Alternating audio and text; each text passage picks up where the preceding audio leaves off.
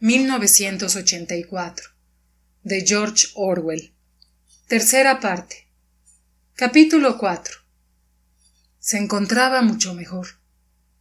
Estaba engordando y ganando fuerzas día a día, si es que podía hablarse de días. La luz blanca y el zumbido seguían siendo los mismos de siempre, pero la celda era un poco más confortable que las otras en las que había estado. La cama de tablas tenía un colchón y una almohada, y también había un taburete donde sentarse. Le habían bañado y le habían permitido lavarse con cierta frecuencia en un lavabo de metal. Incluso le habían proporcionado agua tibia. Le habían dado ropa interior limpia y un mono nuevo. Le habían untado con ungüento la úlcera de la pierna. Le habían arrancado los dientes que le quedaban para ponerle una dentadura postiza. Habían pasado meses o semanas. De haber querido, habría podido calcular el paso del tiempo, pues le daban de comer a intervalos regulares.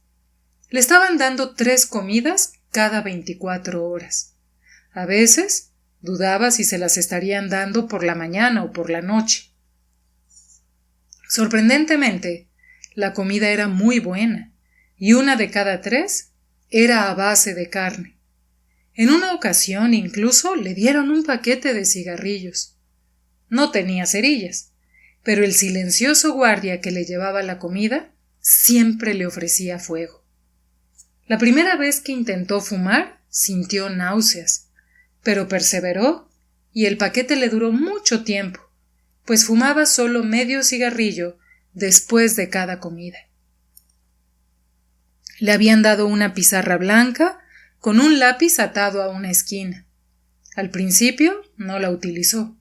Se sentía aletargado aunque estuviese despierto. A menudo pasaba el rato entre comidas tumbado en la cama sin moverse. A veces dormido y en ocasiones sumido en vagas ensoñaciones en las que no se molestaba en abrir los ojos. Hacía mucho que se había acostumbrado a dormir bajo aquella luz tan intensa. No parecía tener importancia, aunque los sueños eran más coherentes. En todo ese tiempo soñó mucho, y siempre fueron sueños felices. Se hallaba en el país dorado, o sentado entre ruinas enormes y gloriosas, iluminadas por el sol, con su madre, con Julia, con O'Brien, sin hacer nada más que tomar el sol y hablar de cosas agradables. Cuando estaba despierto, pensaba sobre todo en lo que había soñado. Desaparecido el estímulo del dolor, parecía haber perdido la capacidad intelectual. No se aburría, ni le apetecía conversar o distraerse. Solo quería estar solo. Se contentaba con que no le pegaran ni interrogaran, con tener comida suficiente y con estar limpio. Poco a poco fue dedicando menos tiempo al sueño, aunque siguió sin ganas de levantarse. Lo único que le apetecía era estar echado y notar cómo iba recobrando las fuerzas. Se tocaba aquí y allá, tratando de asegurarse de que no era una ilusión, que sus músculos estuviesen cada vez más redondeados y su piel más tersa. Por fin, concluyó sin lugar a dudas que estaba engordando. Sus muslos eran ya mucho más gruesos que sus rodillas. Después, aunque sin muchas ganas, empezó a hacer ejercicio de manera regular. Al cabo de poco tiempo, llegó a andar 3 kilómetros yendo y viniendo por la celda. y se le fue enderezando la espalda. Intentó hacer ejercicios más complicados y le sorprendió y humilló descubrir la gran cantidad de cosas que no podía hacer. No podía correr, ni levantar el taburete a la altura del brazo, ni mantenerse sobre una sola pierna sin caerse. Se acuclilló y descubrió que levantarse le causaba un dolor lacerante en el muslo y las pantorrillas. Se tendió boca abajo y trató de levantar su peso, apoyándose en las manos. Fue inútil. No pudo alzarse ni un centímetro. Pero al cabo de unos días y de unas cuantas comidas más, logró incluso esa proeza. Llegó un día en que consiguió hacer 6 flexiones seguidas. Empezó a enorgullecerse de su cuerpo y a abrigar el convencimiento de que su rostro también empezaba a ser normal. Solo al ponerse la mano en la cabeza pelada, recordó la cara machacada y llena de costurones que le había devuelto la mirada en el espejo. Su inteligencia se volvió más activa. Se sentó en la cama de tablas, con la espalda apoyada en la pared y la pizarra sobre las rodillas, y se aplicó a la tarea de reeducarse. Estaba claro que había capitulado. En realidad se dio cuenta de que había estado dispuesto a rendirse mucho antes de haber tomado la decisión. Desde el momento en que entró en el Ministerio del Amor, y sí, durante aquellos minutos en que Julia y él habían esperado impotentes mientras la voz férrea de la telepantalla les decía lo que debían hacer, había comprendido la frivolidad y la inutilidad de sus esfuerzos por resistirse al poder del partido. Ahora sabía que la policía del pensamiento lo había estado vigilando como a un escarabajo a través de una lupa. Ningún acto físico, ni ninguna palabra dicha en voz alta les había pasado desapercibida, y habían deducido todas sus asociaciones de ideas. Incluso habían reemplazado cuidadosamente la mota de polvo blanco de la cubierta de su diario. Le habían hecho oír grabaciones, le habían mostrado fotografías, algunas de Julia y él. Sí, incluso cuando no podía seguir enfrentándose al partido. Además, el partido tenía razón. Tenía que ser así. ¿Cómo iba a equivocarse un cerebro colectivo e inmortal? ¿Con qué patrón externo podía uno contrastar sus juicios? La cordura era cuestión de estadística. No había más que aprender a pensar como hacían ellos. Claro que... Cogió el lápiz entre los dedos entumecidos. Empezó a escribir las ideas que se le ocurrían. Primero, escribió con torpes letras mayúsculas: la libertad es la esclavitud.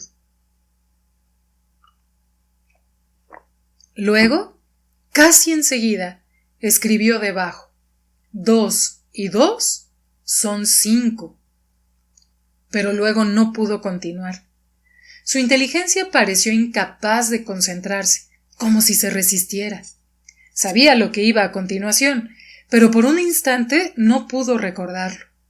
Y cuando lo consiguió, fue mediante un esfuerzo y un razonamiento conscientes, no porque acudiera sin más a su memoria. Escribió: Dios es poder. Lo aceptaba todo. El pasado podía alterarse y nunca se había alterado. Oceanía estaba en guerra con Asia y siempre lo había estado. Jones, Aronson y Rutherford eran culpables de los crímenes de los que se les acusaba. Nunca había visto la fotografía que demostraba su inocencia. Jamás había existido y había sido una invención suya. Recordaba haber recordado lo contrario, pero eran falsos recuerdos producto de su ofuscación. ¡Qué fácil era! Bastaba con rendirse y todo venía por sí solo. Era como nadar contra una corriente sin avanzar ni un centímetro por mucho que te esforzaras, y de pronto decidir dar la vuelta y dejarse arrastrar por ella en lugar de oponerse. Lo único que había cambiado era su actitud. Lo que estaba predestinado ocurría en cualquier caso. Apenas sabía por qué se había revelado. Todo era fácil, excepto... Todo podía ser cierto. Las llamadas leyes de la naturaleza carecían de sentido. La ley de la gravedad era absurda. Siquiera, había dicho O'Brien, podría elevarme flotando del suelo como una pompa de jabón. Winston hizo un esfuerzo. Si él cree que se eleva flotando del suelo, y al mismo tiempo yo creo que le estoy viendo flotar, es que está ocurriendo. De pronto, como un fragmento de un naufragio que sale a flote a la superficie, pensó: no estaría ocurriendo, lo estaríamos imaginando. Sería una alucinación. Apartó esa idea de su cabeza al instante. La falacia era evidente. Daba por sentado que de un modo u otro, fuera de uno mismo, había un mundo real en el que ocurrían cosas reales. Pero ¿cómo iba a haber un mundo así? ¿Qué sabemos nosotros de nada si no está filtrado por nuestra inteligencia? Todo lo que sucede está en la imaginación, y lo que ocurre en la imaginación de todos ocurre realmente. No le fue difícil echar por tierra aquella falacia sin correr el peligro de sucumbir a ella. No obstante, comprendió que ni siquiera debería habérsele ocurrido. La inteligencia debía desarrollar un punto ciego cada vez que se le ocurría una idea peligrosa. El proceso tenía que ser automático e instintivo. Antecrimen lo llamaban en nueva lengua. Decidió ejercitarse en el antecrimen. Formuló varias proposiciones. El partido afirma que la Tierra es plana. El partido dice que el hielo pesa más que el agua. Y se esforzó en no ver o entender los argumentos que le contradecían. No era fácil. Hacía falta mucha capacidad de raciocinio e improvisación. Los problemas aritméticos planteados, por ejemplo, por una frase como 2, escapaban a su capacidad intelectual. También hacía falta una especie de atletismo de la inteligencia, una habilidad para utilizar la lógica con gran finura en un momento determinado, y acto seguido pasar por alto los errores lógicos más palmarios. La estupidez era tan necesaria como la inteligencia, e igual de difícil de adquirir. Todo ese tiempo, una parte de su cerebro se preguntaba cuánto tardarían en matarle. Todo depende de ti, le había dicho O'Brien, pero Winston sabía que no había ningún acto consciente con el que pudiera acortar la espera. Podían ser 10 minutos o 10 años. Podían dejarlo años aislado, enviarlo a un campo de trabajo o liberarle por un tiempo, como hacían en ocasiones. Era muy posible que antes de matarle le hicieran pasar de nuevo por todo el drama de su detención e interrogatorio. Lo único seguro era que la muerte llegaba cuando no te la esperabas. ¿La tradición? La tradición no hablada y conocida por todos, aunque nadie lo dijera, aseguraba que siempre te pegaban un tiro en la nuca sin previo aviso, mientras te llevaban por un pasillo de una celda a otra. Un día, aunque un día no era la expresión correcta, lo más probable es que fuese en plena noche, una vez cayó en una especie de ensoñación extraña y dichosa. Iba andando por un pasillo, esperando recibir el balazo. Sabía que era inminente. Todo se había solucionado, limado y reconciliado. No había más dudas, discusiones, dolor ni temor. Su cuerpo era tan fuerte como saludable. Se movía con desenvoltura, imprimiendo alegría a sus movimientos, con la sensación de estar andando a plena luz del sol.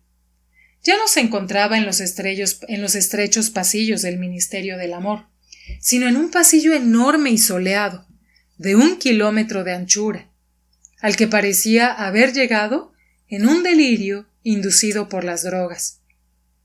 Se hallaba en el país dorado, en el sendero que recorría el prado mordisqueado por los conejos. Notaba la hierba corta y mullida bajo sus pies y el calor del sol en la cara. Al otro lado, el prado, estaban los olmos estremecidos apenas por la brisa, y más allá, el río donde nadaban los mújoles en las verdes pozas bajo los sauces. De pronto, despertó con un sobresalto horrorizado. El sudor le recorrió la espina dorsal. Se había oído gritar en voz alta: «Julia, Julia, Julia, amor mío, Julia». Por un instante, le había embargado la sobrecogedora alucinación de su presencia. Había sido como si hubiese estado no solo con él, sino dentro de él, como si se hubiese colado debajo de su piel. En ese momento, la había amado mucho más que cuando estaban juntos y eran libres. También supo que estaba viva en alguna parte y que necesitaba su ayuda. Volvió a tumbarse en la cama y trató de dominarse. ¿Qué había hecho? ¿Cuántos años de esclavitud se habría echado encima por aquel momento de debilidad?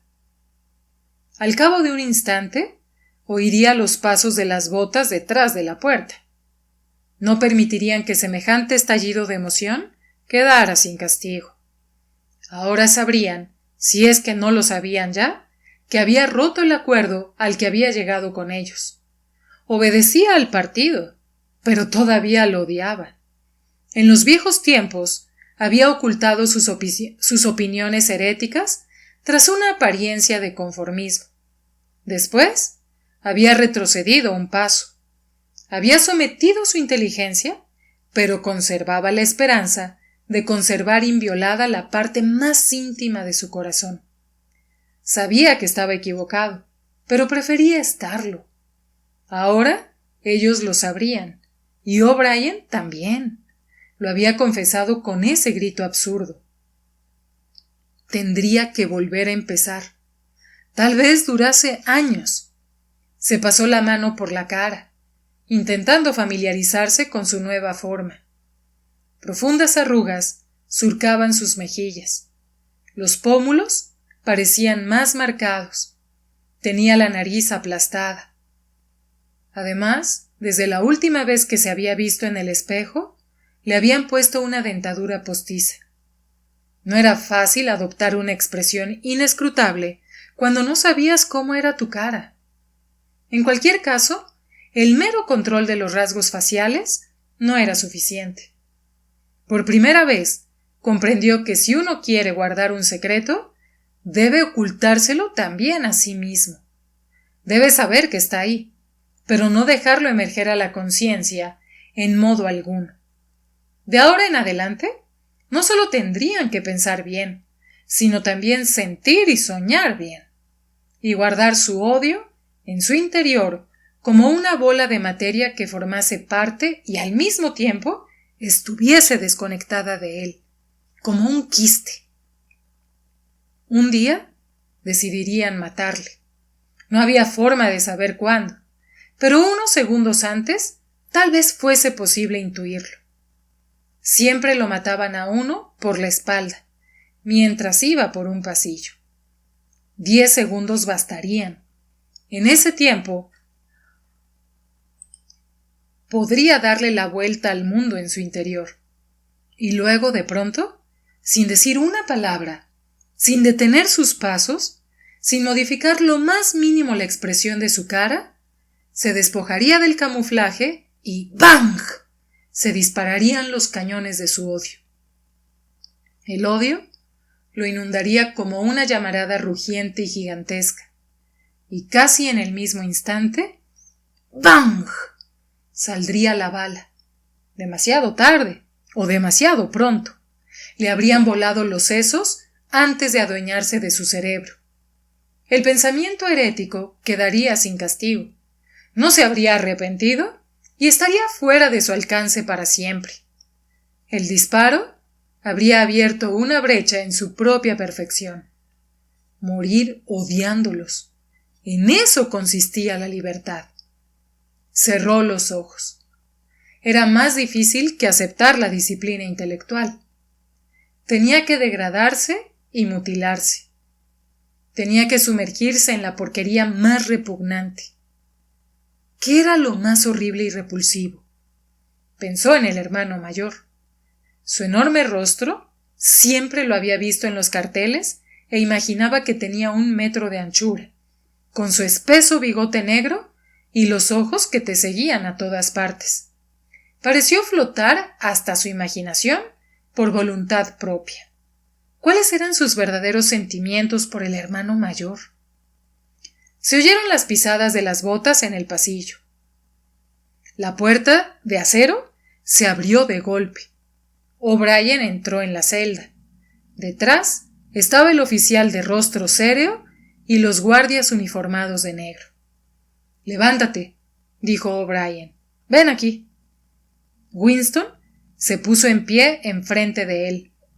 O'Brien le cogió por los hombros con las manazas y le observó de cerca. «Estabas pensando en engañarme», dijo. «Menuda estupidez. Ponte más recto. Mírame a la cara». Hizo una pausa y prosiguió en tono más amable. Estás mejorando. Desde el punto de vista intelectual, todo ha ido bien. En lo que no has avanzado es en lo emocional. Dime, Winston, y recuerda, nada de mentiras. Sabes que siempre noto cuando intentas mentirme. ¿Cuáles son tus verdaderos sentimientos por el hermano mayor? Le odio. Le odias. Bien. Eso es que ha llegado el momento de dar el último paso. Debes amar al hermano mayor. Con obedecerle no es suficiente. Debes amarle. Soltó a Winston y le empujó levemente hacia los guardias.